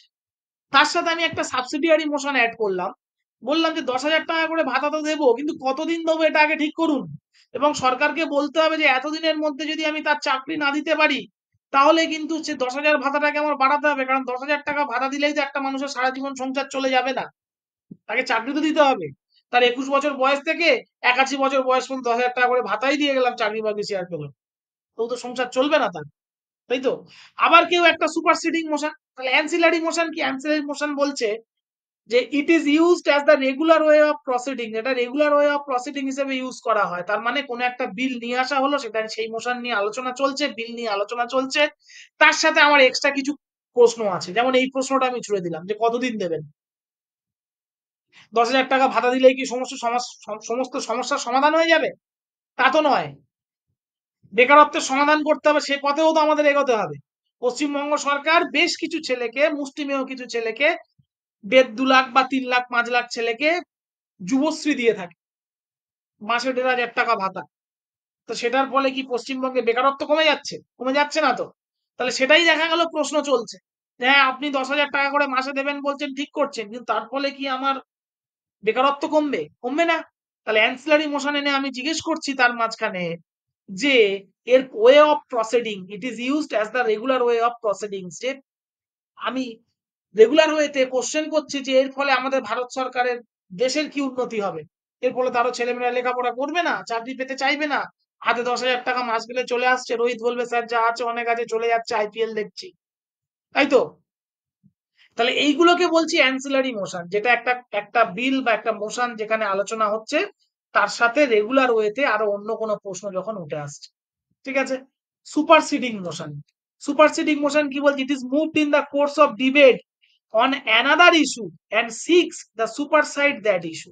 সুপারসিডিং মোশন কি বলছে? দেখা গেল একটা ইস্যুতে হচ্ছে, বিল আনা হয়েছে, বেকার ভাতা দেয়া হবে, আনএমপ্লয়েড অ্যাসিস্ট্যান্স, বেকার ভাতার বিল আনা হচ্ছে, সেখানে অ্যান্সিলারি মোশন এসছে, সেখানে মাঝে থেকে একজন কোশ্চেন করেছে যে কতদিন দেয়া হবে ভাই, এটা কত বছর দেয়া হবে? তুমি তো 21 বছর গ্র্যাজুয়েট হয়ে গেল, তাকে তুমি 5-10 হাজার টাকা ভাতা দিতে শুরু করলে, এটা কি তাকে 81 বছর পর্যন্ত এইভাবেই দিয়ে যাবে কাজ না দিয়ে? ঠিক আছে, বোঝা গেল? তার মধ্যে দেখা গেল কেউ একজন আরো একটা সুপারসিডিং মোশন, তারা বললো ভাই এই যে প্রশ্নটা আছে না কত বছর দেবে, এই প্রশ্নটা পড়ে আরো একটা প্রশ্ন আছে এখানে, যে এই যে 10,000 টাকা করে ভাতা দেবে, এই 10,000 টাকা ভাতা দেওয়ার ফলে আমাদের ভারতবর্ষের বেকার সমস্যার সমাধান হবে নাকি হবে না? আগে এই প্রশ্নের উত্তর দাও। শুধু 10,000 টাকা ভাতা দেবে, নাকি তার সাথে সরকার কিছু কর্মসংস্থানেরও ব্যবস্থা আলাদা করে করবে? ভাতা দিলেই তো বা এক্সিস্ট সাপোর্ট দিলেই তো আর আমাদের মূল সমস্যার সমাধান হবে না। তাহলে এই যে আমি আরো একটা প্রশ্ন নিয়ে চলে এলাম, এই প্রশ্নটা যখন করলাম যে এর সাথে সাথে সরকার আর কি কি ইনিশিয়েটিভ নিচ্ছে যাতে বেকারত্ব দূর করা যায়, কেবলমাত্র ভাতা দিয়ে তো আর বেকারত্ব দূর হবে না, এটাকে আমি কি বলছি? সুপারসিডিং মোশন। অর্থাৎ কত বছর বয়স পর্যন্ত দেব আমার যেই প্রশ্নটা, সেটা কিন্তু এই কোশ্চেনের ফলে কি হলো, কিছুটা ঢাকা পড়ে গেল, সুপারসিড হয়ে গেল, তখন আমি অন্য একটা প্রশ্নে চলে গেলাম। বোঝাতে পারছি ব্যাপারটা জ্যোতিকা? বোঝা যাচ্ছে হ্যাঁ স্যার। যে হ্যাঁ স্যার। অ্যান্সিলারি মোশন নিয়ে আসছি কিভাবে, কেন না একটা অরিজিনাল মোশন, তার মধ্যে থেকে রেগুলার কোনো কোশ্চেন চলে এলে সেটা অ্যান্সিলারি মোশন, এবং সেই অরিজিনাল মোশন বা অ্যান্সিলারি মোশনকে চাপা দিয়ে বাইপাস করে ওই রিলেটেড অন্য কোনো মোশন নিয়ে আসছে, অবশ্যই বিল রিলেটেড অন্য কোনো একটা প্রশ্ন খাড়া করছি, যে প্রশ্নের উত্তর দিতে গেলে আমার মূল যে কোশ্চেন অ্যান্সার সেখান থেকে একটু বেরিয়ে যেতে হচ্ছে। বোঝা গেল? তাহলে এই প্রশ্নের মধ্যে বা এই ভাতা দেওয়া যে বিল, যে বেকার ভাতা দেবো, এই বিলের মধ্যে তো বেকারত্ব দূরীকরণ কি করে করব তাই নিয়ে কোনো কথা ছিল না, সেই নিয়ে তো আলোচনা হওয়ার কথা ছিল না, বা বেকার সমস্যার সমাধান কি করে করব সেই নিয়ে তো আলোচনা হওয়ার কথা ছিল না। কিন্তু আমার প্রশ্ন কি চলে আসছে যে বেকার সমস্যার সমাধান তাহলে কি করে হবে? বোঝা গেল? তাহলে সেটাকে কি বলছি? সুপারসিডিং মোশন। অর্থাৎ এমন একটা মোশন আনলাম যে অরিজিনাল বিলেরই রিলেটেড কিছু কোশ্চেন বা তার থেকে একটু অন্যরকম কোশ্চেন, কিন্তু সেটা মূল আলোচনাকে সুপারসিড করে দিচ্ছে। আরো একবার পড়ি, it move the course of debate on another issue and seeks the supersede that issue, এবং বলছে যে এটা এখন সরিয়ে রাখুন, সরিয়ে রেখে আগে ভাবুন বেকারত্বের সমস্যাটা কি করে সমাধান করবেন। আর অ্যামেন্ডমেন্ট মানে দেখা গেল বিরোধীরা বলছে যে আমরা বিলটার পক্ষে, কিন্তু একটু অ্যামেন্ডমেন্ট করুন, অন্যরকম করুন। কি বলছে? It seeks to modify or substitute only a part of the original motion. এটা কেন আনা হয় অ্যামেন্ডমেন্ট মানে অ্যামেন্ডমেন্ট একটা মোশন, এখানে বলছে যে হ্যাঁ চলো 10,000 টাকা করে দাও, আমাদের কোনো আপত্তি নেই, কিন্তু আমরা এখানে একটু অ্যামেন্ডমেন্ট চাইছি। কি অ্যামেন্ডমেন্ট চাইছি? আমরা চাইছি এসসি দেরকে 12,000 দেওয়া হোক, এসটি দেরকে 15,000 দেওয়া হোক, এবং এসসি এসটি ওবিসি জেনারেল যেই হোক না কেন, তাদের ফ্যামিলির যদি একের বেশি দুজন কেউ সরকারি চাকরি করে, বা একের বেশি দুজন যদি কেউ ইনকাম ট্যাক্সের আওতায় পড়ে, বা 10 লাখ টাকার বেশি ইনকাম করে, তাহলে সেই ফ্যামিলিতে আর এই বেকার ভাতা দিয়ে লাভ নেই, সেই ছেলের এই টাকা কোনো কাজে লাগবে না, সে এমনিতেই দাঁড়াতে পারবে। বোঝা গেল? তাহলে সে কি করছে? সে একটা অ্যামেন্ডমেন্টের জন্য, অর্থাৎ এই মূল যে মোশন, মূল যে সাবসিডিয়ারি মোশন, সেটাতে একটা অ্যামেন্ডমেন্ট চাইছে। মূলত কারা চাইবে এই অ্যামেন্ডমেন্ট? বিরোধীরা চাইবে, তাই তো? এবং লোকসভার বিরোধীরা মূলত এইটাতে একটা অ্যামেন্ডমেন্ট চাইছে, সেটাকে বলবো আমরা অ্যামেন্ডমেন্ট মোশন। তাহলে আশা করছি তিনটেই বুঝতে পেরেছো সাবসিডিয়ারি মোশন কি জিনিস, এবং এই সাবসিডিয়ারি মোশনের মধ্যে অ্যান্সিলারি মোশন পড়ে, সুপারসিডিং মোশন পড়ে, এবং অ্যামেন্ডমেন্ট মোশন পড়ে। কি বোঝা গেছে? হ্যাঁ স্যার। হ্যাঁ স্যার। আর একটু চাপ হয়ে যাচ্ছে বুঝতে পারছি, আর বেশি নেই, ঠিক আছে? একটু মাথার উপর দিয়ে যদি যায় আমাকে বলবে, বা ভিডিওটা আরো একবার ভালো করে দেখে নেবে, ঠিক হয়ে যাবে। আচ্ছা, ক্লোজার মোশন। দেখো ক্লোজারে কিছু নেই। ক্লোজার মানে কি? যে এতক্ষণ তো ভাই আমরা এত কিছু করলাম, মোশন নিয়ে এলাম, তার সাবস্ক্রিপটিভ মোশন নিয়ে এলাম, তার সাবস্টিটিউট মোশন নিয়ে এলাম, তার সাবসিডিয়ারি মোশন নিয়ে এলাম, অ্যামেন্ডমেন্ট চাইলাম সেই মোশন মানে অ্যামেন্ডমেন্ট মোশন নিয়ে এসে বিলে অ্যামেন্ডমেন্ট চাইলাম যে কিছু পার্ট চেঞ্জ করো বিলটাতে, ঠিক আছে। এবার ক্লোজার মোশন, যে আমি ক্লোজ করবো ব্যাপারটা, অনেক মোশন এনেছি, অনেক আলোচনা হয়েছে, এবার ভাই বন্ধ করো, এবার তুমি ভোটাভুটি করো। একটা ডিবেটের তো একটা শেষ থাকা উচিত, যেটা শুরুতে বলেছিলাম যে ডিবেট চলছে, তারপর তো ভোট করা হবে, সেটাও একটা মোশন দরকার। তো কি দিয়ে এটা হবে? ক্লোজার মোশন দিয়ে ভোট করানো হবে। কি বলা হচ্ছে? To cut short the debate on a matter and matter is put to vote. Closure motion কখন নিয়ে আসা হয়? দেখা গেল ভাট বকেই যাচ্ছে, তৃণমূলের একটা এমপি উঠছে, সে তার মতো বলছে চু কিট চু তা তা তা, শুনেছো সব তোমরা, ঠিক আছে, এই ওই তাই, উল্টো পাল্টা দিকে চলে যাচ্ছে। মূল বিষয় আমাদের আলোচনা হয়ে গেছে। যারা রিয়েল ক্রিটিক্স তারা ঠিকঠাক ক্রিটিসিজম করেছে ব্যাপারটাকে, যে কোথায় ভুল আছে কোথায় ঠিক আছে। এবারে ব্যাপারটা রাজনৈতিক ক্ষেত্রে বা অন্য অন্য দিকে চলে যাচ্ছে, তখন আমাদের এই ক্লোজার মোশন নিয়ে আসতে হবে। আমাদের মানে সরকার পক্ষ থেকে কিন্তু এই ক্লোজার মোশন নিয়ে আসবে, যে ভাই এবার ক্লোজ করো। প্রচুর আলোচনা হয়েছে, প্রায় প্রত্যেকটা রাজনৈতিক দলের নেতারা এটা নিয়ে বক্তব্য রেখেছে, এবার ব্যাপারটাকে ক্লোজ করো, এবার ব্যাপারটাকে ক্লোজ করে পুট টু ভোট, অর্থাৎ ভোটের জন্য নিয়ে যাও, অর্থাৎ এবার ভোটাভুটি করা হোক, ঠিক আছে।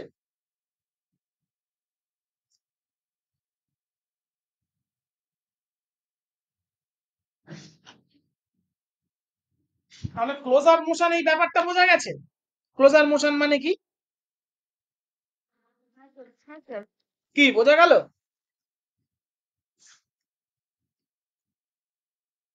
বোঝা যায়নি কি?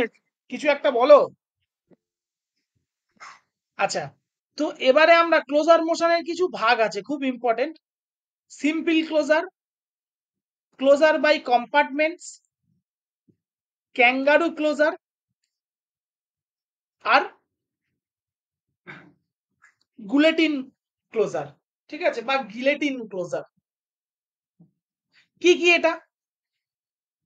ক্লোজার মানে মূলত আমরা বুঝলাম যে ডিবেট কমপ্লিট করে আমরা এবার ভোটাভুটি করব কোন একটা ব্যাপারে। তার মধ্যে সিম্পলি ক্লোজার কাকে বলছে?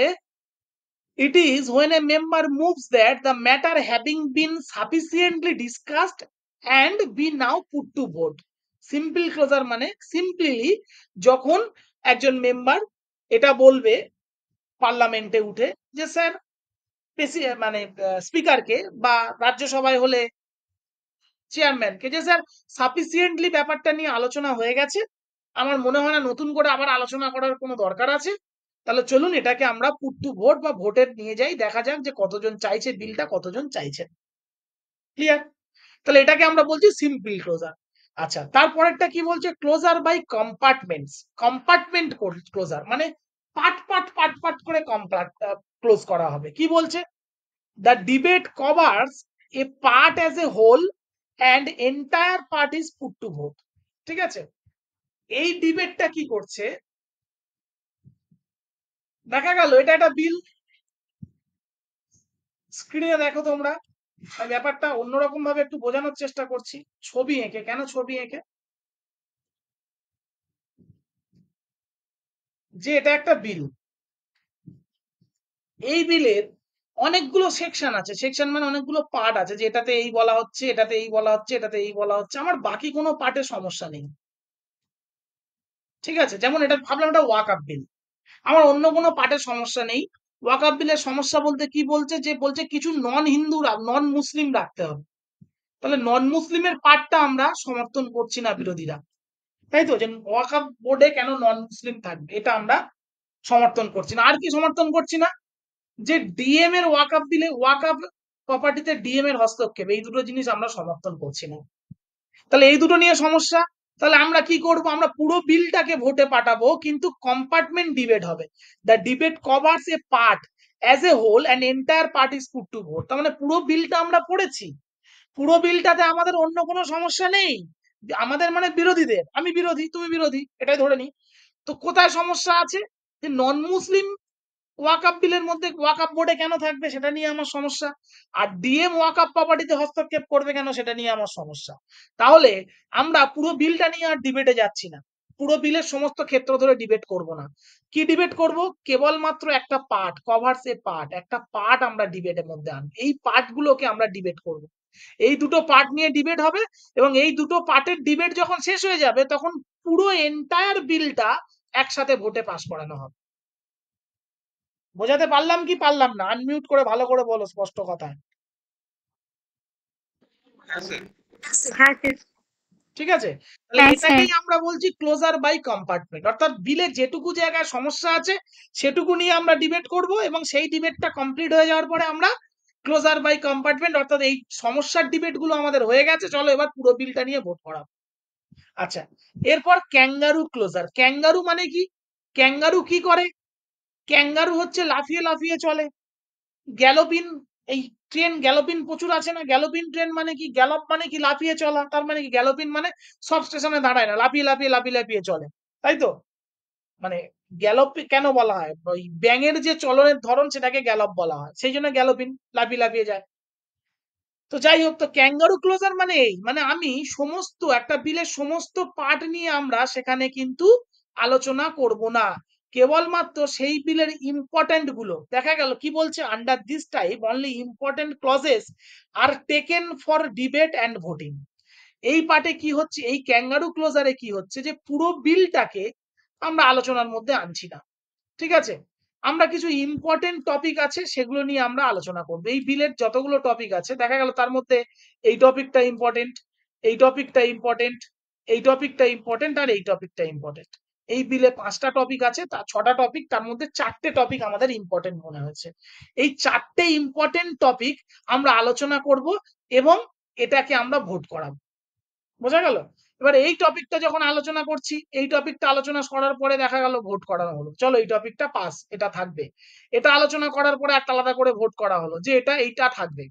এটা আলোচনা করার পরে ভোট হলো এটাও থাকবে। এটা আলোচনা করার পরে ভোটে দেখা গেল এই টপিকটা বেশিরভাগ লোকজন চাইছে না, তাহলে বিল থেকে এই টপিকটা আমরা অ্যামেন্ডমেন্ট হিসেবে বাদ দিয়েও দিতে পারি বা বাদ দিয়ে দেব। এটাকে বলে ক্যাঙ্গারু ক্লোজার, অর্থাৎ বিভিন্ন টপিকের ওপর বিভিন্ন ক্লজ নিয়ে আলোচনা হবে এবং সেটা ভোট হবে। একটা একটা বিল তার বিভিন্ন পার্টে আলোচনা হবে, বিভিন্ন পার্টে ভোট হবে।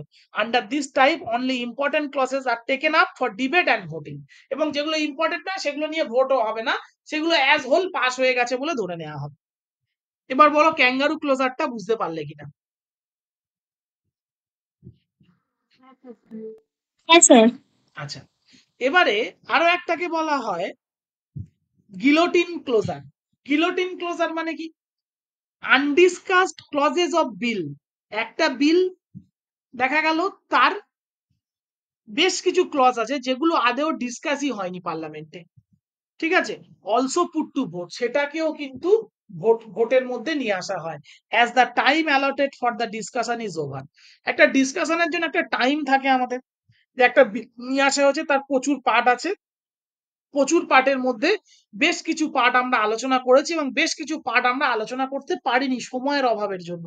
সময়ের অভাবের জন্য যখন আমরা একটা বিলের সমস্ত পার্ট আলোচনা করতে পারছি না, তাই যেটুকু পার্ট আলোচনা হয়েছে সেটুকুর কথা মাথায় রেখে পুরো বিলটাকে নিয়েই আমরা ভোটাভুটিতে চলে যাই। এবার বিলের পুরো সবকিছু আলোচনা করতে পারছি না, যে বাড়িতে বাড়ি বাড়ি বাড়ি পাইপ লাইনে গ্যাস দেওয়ার উপকারিতা অপকারিতা এই সমস্ত নিয়ে আলোচনা করতে পারছি না, শুধু এটুকু আমরা আলোচনা করলাম যে বাড়ি বাড়িতে গ্যাস দিলে মানুষের কি সুবিধে হবে, আর এটা আলোচনা করলাম সাধারণ মানুষের মধ্যবিত্তের আয়ত্তের মধ্যে থাকবে কিনা, আর তার সেফটি। এই 3টে দিক আলোচনা করলাম, করে পুরো বিলে যা আছে পুরোটাই আমরা, সময়ের অভাব আছে আর এত আলোচনা করতে পারছি না, চলো আমরা পুরোটাই ভোটিং করাচ্ছি। সেটাকে এই ধরনের যে ক্লোজার গুলো হবে সেটাকে আমরা বলবো গিলোটিন ক্লোজার। অর্থাৎ গিলোটিন ক্লোজার মানে আমরা বুঝবো যে সেখানে পুরো বিলটা নিয়ে কিন্তু আলোচনা হয়নি। কেন হয়নি?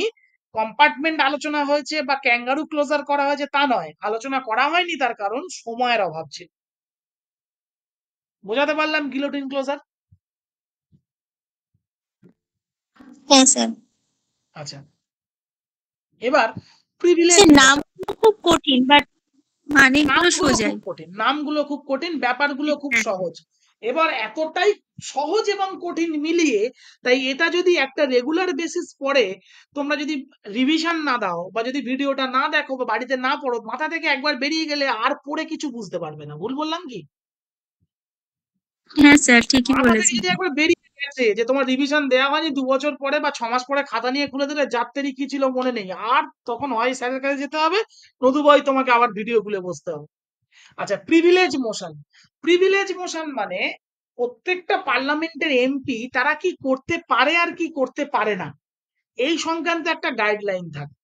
যেমন কৃষ্ণনগরের এমপি মহুয়া মিত্রর বিরুদ্ধে এই প্রিভিলেজ মোশন পাস হয়েছিল, মনে পড়ছে? মহুয়া মিত্রর বিরুদ্ধে এটা হয়েছিল, তোমরা কি জানতে?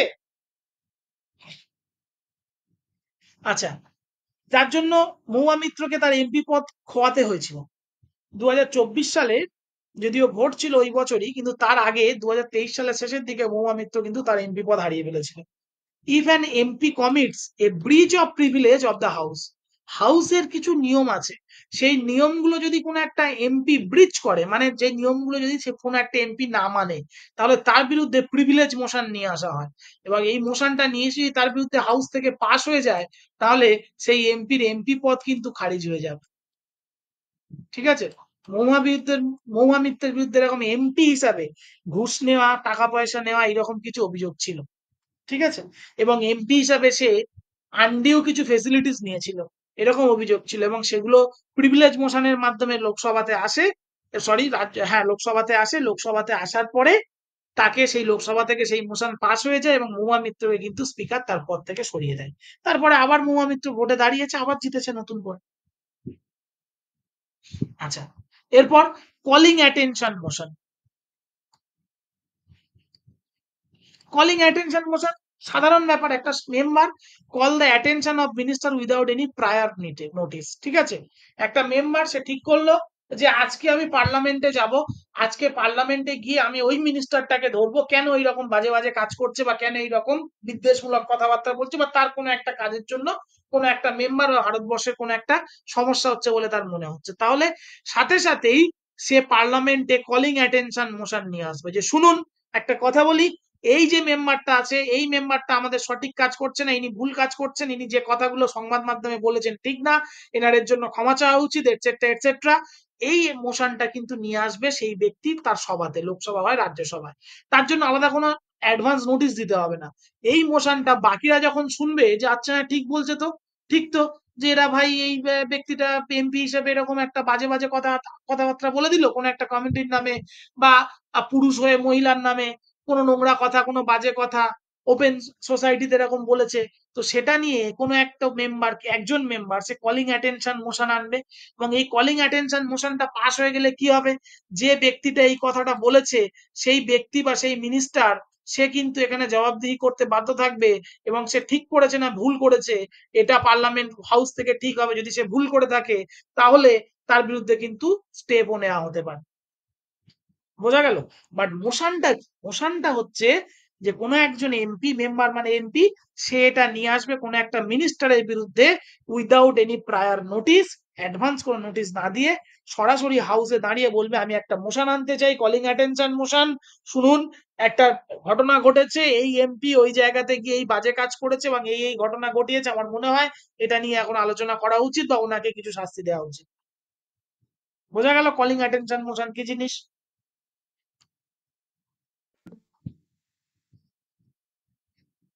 আচ্ছা, লাস্ট মোশন আমরা যেটা পড়বো এটা খুবই ইজি,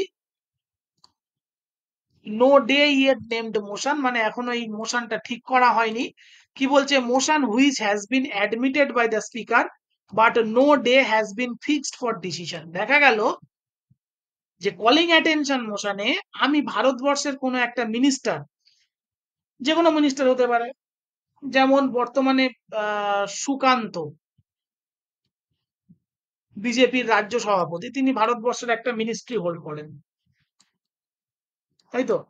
এই মিনিস্টারের বিরুদ্ধে আমি কলিং অ্যাটেনশন মোশন এনেছি যে এই মিনিস্টার রিপাবলিক বাংলায় গিয়ে ভারতবর্ষের মুসলিম যারা কমিউনিটি তাদের নামে বাজে বাজে কথা বলেছে, এবং একজন দেশের মন্ত্রী হিসাবে, দায়িত্ববান মন্ত্রী হিসাবে তাকে কোনো একটা কমিউনিটির নামে এরকম বাজে কথা বলা উচিত হয়নি, কারণ উনি সংবিধানের নামে শপথ করে এই এমপি পদ বা এই মিনিস্ট্রি পদ নিয়েছেন, প্রেসিডেন্টের সামনে দাঁড়িয়ে সংবিধানের নামে শপথ করেছেন এবং বলেছেন সংবিধানের প্রত্যেকটা অক্ষর আমি মানে ওই ভগবানের বচনের মতো করে মেনে চলবো। তারপরেও সংবিধানে যে সেকুলারিজমের কথা বলা হয়েছে সেটা তিনি মানছেন না, ওপেনলি সংবাদ মাধ্যমে বলছেন। সংবিধানে যে ফ্রেটার্নিটি বা ভ্রাতৃত্ববোধের কথা বলা হয়েছে তিনি সেই ফ্রেটার্নিটিটাও মানছেন না, এবং সেটা তিনি সংবাদ মাধ্যমে ওপেন বলছেন। তাই আমি XYZ হরিদাস পাল, আমি তো কি করছি, কলিং অ্যাটেনশন মোশন নিয়ে এলাম সুকান্ত মজুমদারের বিরুদ্ধে, এবং এই কলিং অ্যাটেনশন মোশনটা দেখা গেল স্পিকার অ্যাডমিট করলো, a motion which has been admitted by the speaker, speaker এটা অ্যাডমিট করলো যে হ্যাঁ আপনার এটা ঠিক, এটা নিয়ে কথা হবে, but no day has been fixed for the decision, এবং এটা কথা হবে কিন্তু কবে এটা কথা হবে বা কবে এটা নিয়ে আলোচনা হবে তার জন্য বা এর ডিসিশন কবে নেওয়া হবে এটা নিয়ে কোনো নির্দিষ্ট ডেট ফিক্স করা হয়নি, বা স্পিকার এটা নিয়ে কোনো নির্দিষ্ট ডেট ফিক্স করেনি। তাহলে তখন সেই মোশনটাকে আমি কি বলবো, no day yet named motion. ঠিক আছে, এমন একটা মোশন যার কোনো ডে এখনো ঠিক করা হয়নি বা দিন ঠিক করা হয়নি যে সুকান্ত মজুমদারের কাছে এই নিয়ে জবাবদিহি কবে চাওয়া হবে বা এই নিয়ে তাকে প্রশ্ন কবে করা হবে বা তিনি এই কথা বলার জন্য তার যে শাস্তি সেটা কবে ঠিক করা হবে, এই নিয়ে এখনো কোনো দিনক্ষণ ঠিক করা হয়নি। তবে আমার এই কলিং অ্যাটেনশন মোশনটা স্পিকার অ্যাকসেপ্ট করেছে। বোঝাতে পারলাম ব্যাপারটা?